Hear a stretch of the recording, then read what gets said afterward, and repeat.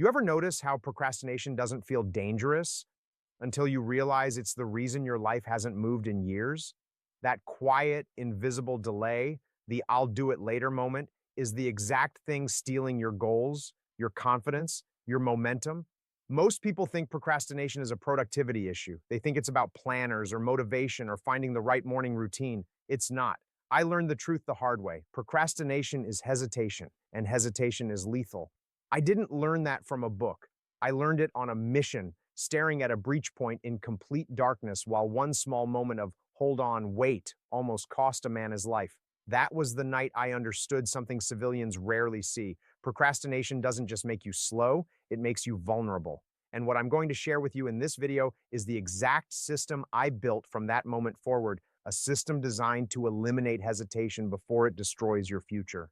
Before we go any further, I need you to do something for me. Put your phone face down, silent mode, no notifications, no background apps, no Instagram, no email checking while half listening to me. If you can't do that, you're not ready for this video. Seriously, click off. This is your first test. In the teams, if you couldn't follow a simple command during calm conditions, you sure as hell weren't going to follow one under fire. If you're still here, good, you passed the first filter. That tells me you're not just watching in hope, you're ready to execute. Let me reintroduce myself so you know exactly who's talking to you. I'm ex-Navy SEAL John. I spent over a decade operating in the world's most elite special operations force. When I talk about beating procrastination, I'm not talking about cute productivity hacks or motivational speeches. I'm talking about mission readiness. In the teams, hesitation meant failure, and failure meant someone didn't come home. Out here in civilian life, the stakes look different, but the mechanism is the same.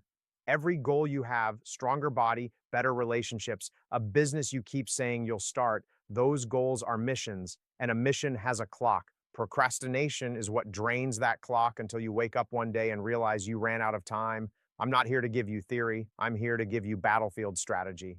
And I'll tell you this right now. If you apply what I'm about to teach for 7 days, just 7, you will feel discipline snap into place like a weapon locking on target. You'll stop negotiating with yourself and you'll start executing. Here's how today's mission is structured. I'm going to give you 3 rules. 3 rules forged in high-pressure situations where hesitation was never an option. The first rule will show you how to shrink your battlefield so you can attack tasks without overwhelm. Rule 2 will shock you. It's the reason SEALs move into discomfort instead of avoiding it.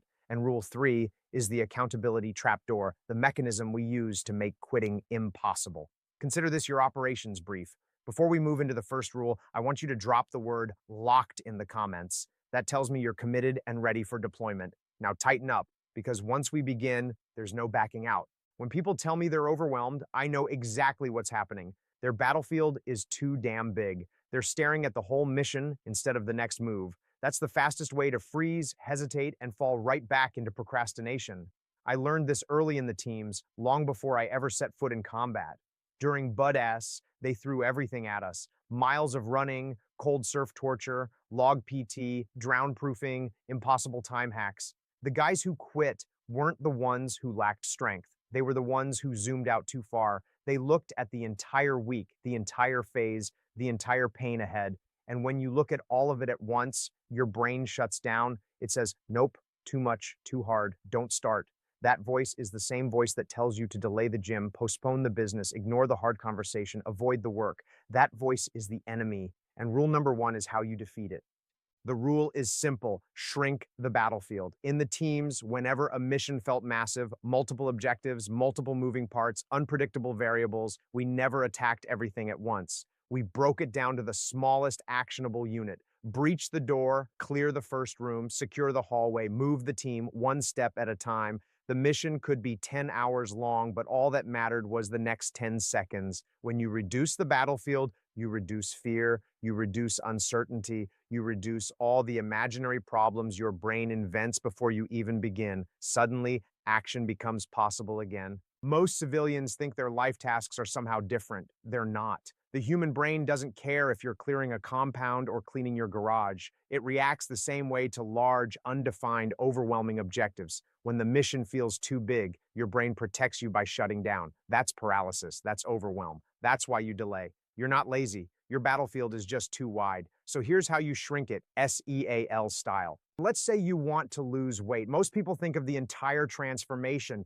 They imagine months of dieting, workouts, sacrifices, and discipline. No wonder they quit before they even start. Shrink the battlefield. Drink water first thing. Go for a 10-minute walk. Eat one clean meal today. That's it. Micro objectives, or take business. People tell me, John, I want to start my company. Then they freeze under the weight of branding, website, marketing, legal, product development. Shrink the battlefield. Write one paragraph describing your idea. Then send one email. That's the mission, not the business. The next step, one paragraph, one email. That's how missions get done, one room at a time. There's something else that happens when you apply this rule. When you look at a massive task, your brain attaches identity to it. I'm someone who can't do this, or I'm someone who never finishes anything. But when you shrink the battlefield, you shift identity without realizing it. You become someone who takes action, someone who follows through, someone who moves, even if the step is small. Discipline isn't built in giant leaps. It's built in tiny, consistent victories that stack until your brain believes you're the kind of person who executes. When I was overseas, we had a saying, win the ground in front of you, not the whole field, not the whole city, just the ground beneath your feet. That's the mindset that kept us alive, effective, and sharp under pressure. And it's the mindset that will get you unstuck in your own life. The moment you feel overwhelm rising, you zoom in, hyper-focus. What's the next actionable move? Not the whole list, just one objective. And here's the part people don't expect. The smaller the step, the faster the momentum. When you complete that tiny move, your brain releases a little hit of certainty, a little spark of forward motion. Do it again and again, and pretty soon the thing you were terrified to start becomes the thing you can't wait to finish. This is how you beat procrastination before it even starts. You kill hesitation by denying it the space to grow. Shrink your battlefield. Make the mission small enough that failure isn't even an option. And once you execute that first step, you'll feel something you haven't felt in a long time.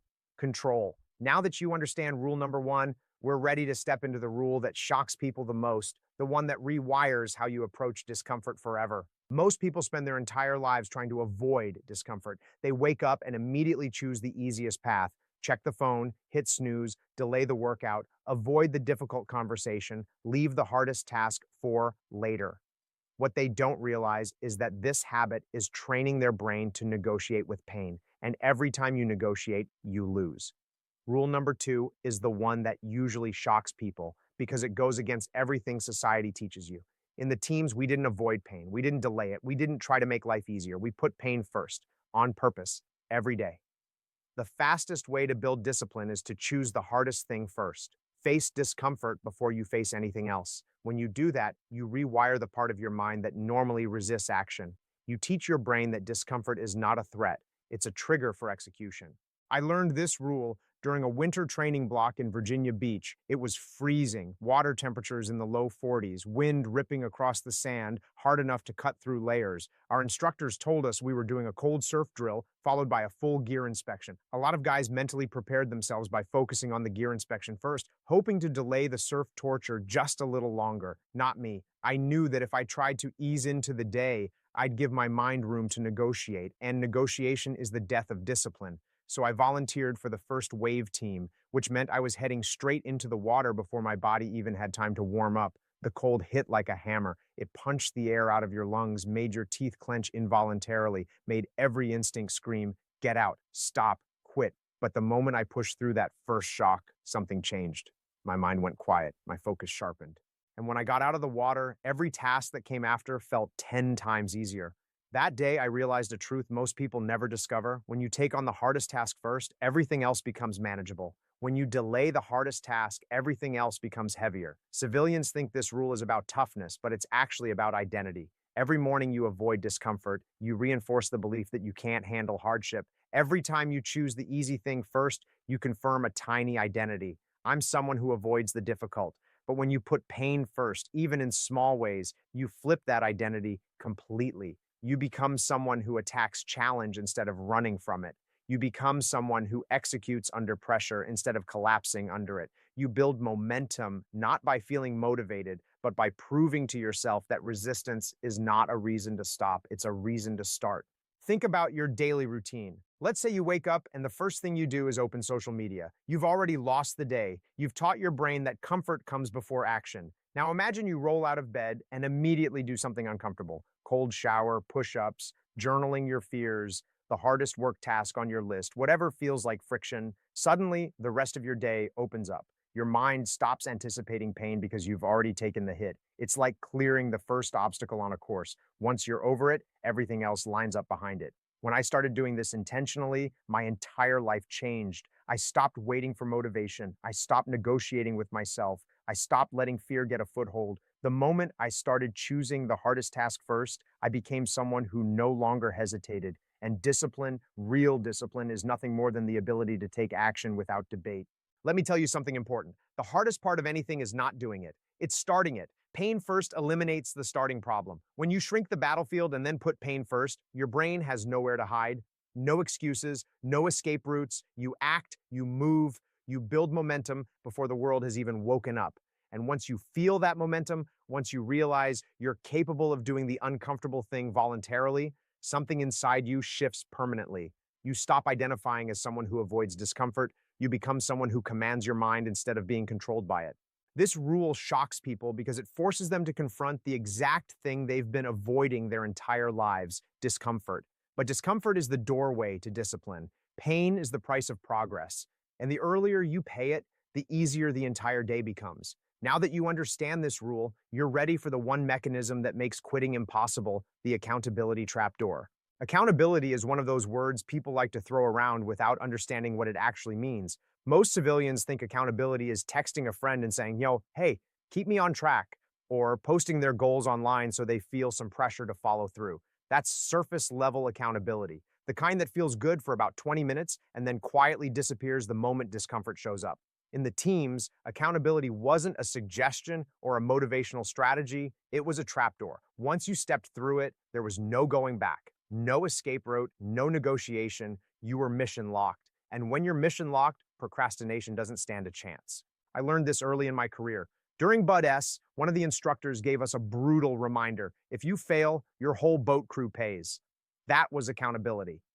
It wasn't about me anymore. If I missed a time hack, my brothers suffered. If I slackened during a sand run, we all went back to the start. The teams teach you that the fastest way to eliminate hesitation is to tie your performance to something bigger than your own comfort. When the cost of failing affects people you care about, your brain moves differently. Your mind becomes sharper, your focus becomes tighter, and your excuses evaporate. Accountability stops being a motivator. It becomes a structure you cannot betray. On deployment, accountability was even more intense. We operated in small units, often with limited support. Every man's responsibility was locked into the mission with no room for error. If one guy delayed a move, even by seconds, the entire operation could collapse. You didn't procrastinate on checking gear. You didn't delay communicating a change. You didn't put off scanning your sector because you were tired or distracted. Everything was tightened, refined, and held together by a web of responsibility. We didn't rise to the level of motivation. We rose to the level of accountability. That's what kept us alive. Civilian life doesn't have that pressure built in, and that's exactly why so many people struggle. There's always an escape route.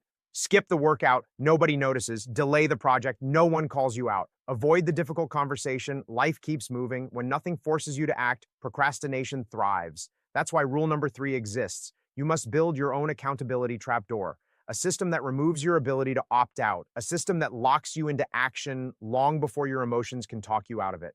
The first way to do this is by creating external accountability with stakes, not soft stakes, real ones. If you want to build a habit, don't just tell a friend. Make a commitment that costs you something. Failure has to sting. When I began my transition out of the teams, I set a rule for myself. If I missed a morning workout, I had to donate a painful amount of money to an organization whose values I did not support.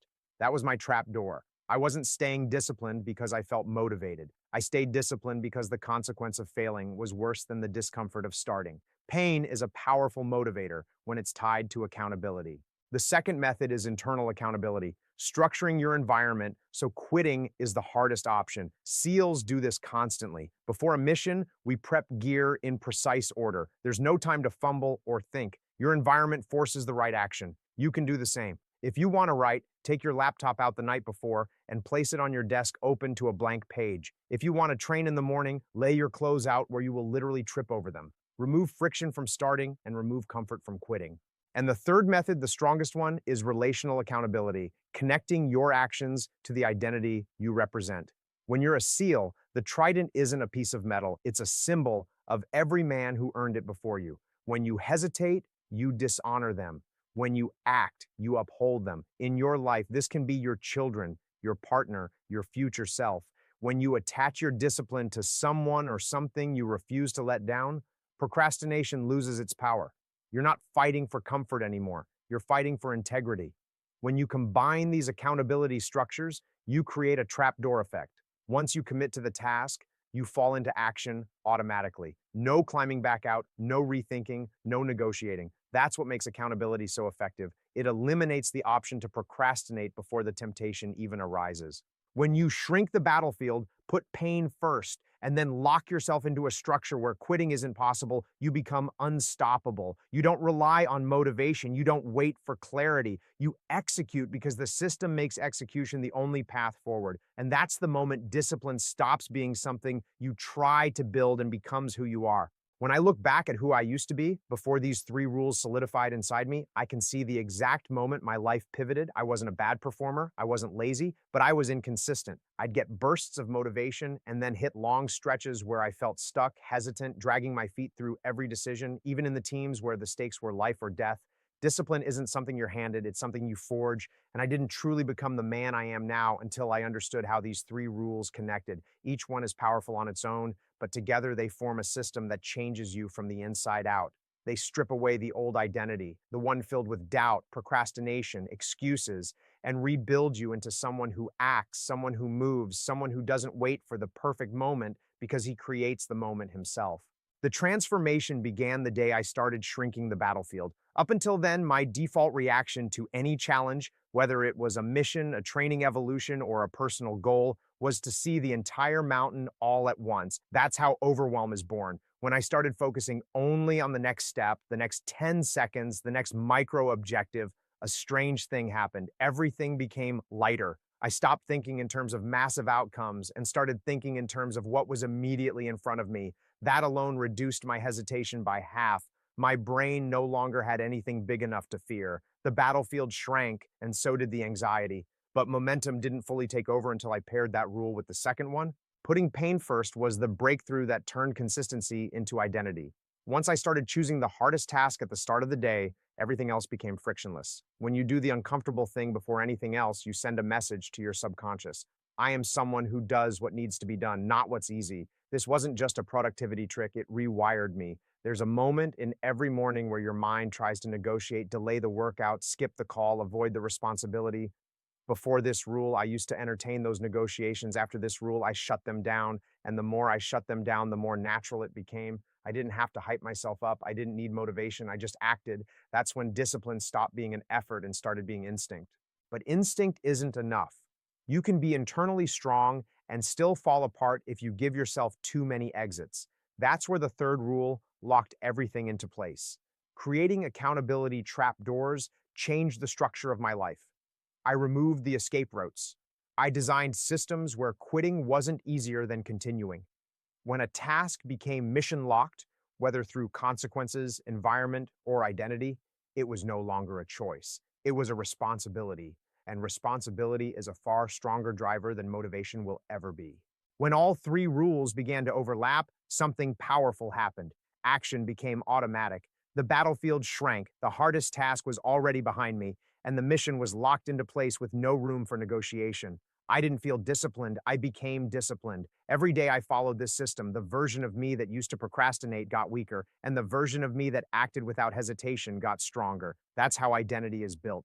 Not through one heroic moment, but through 1,000 small choices that reinforce who you are becoming. My life changed because these rules didn't just help me work better, they helped me live better. I stopped letting fear dictate my decisions. I stopped letting overwhelm stall my progress. I stopped waiting for the perfect conditions because I realized perfect conditions don't exist. Only action exists. And when you take action consistently, your world opens, opportunities appear, confidence builds, momentum becomes a force you ride forward instead of something you keep trying to create from scratch. If you adopt these three rules, your life will change the same way, not overnight, not magically, but mechanically. the same way a seal sharpens his edge. Shrink your battlefield so nothing feels impossible. Put pain first so nothing feels intimidating. Lock your tasks into an accountability structure so nothing is optional. Do this long enough, and you won't just feel more disciplined. You'll become someone you barely recognize compared to who you were. Your transformation starts the moment you stop negotiating and start executing. The mission is in front of you. Take the first step, face the discomfort, lock the commitment, and move. This is how unbreakable discipline is built, and it's yours the second you decide to claim it.